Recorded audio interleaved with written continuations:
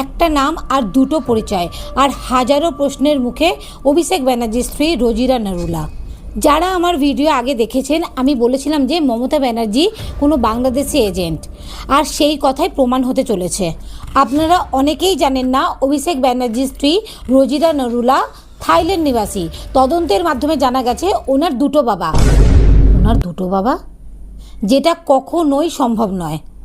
জাল আধার card, voter card, ration কার্ডে আগের সরকার তো বাংলাদেশিদের জন্য জাল বানাতেনি, নিজের ঘরের বউকে উনি জালি নিয়ে এসেছেন।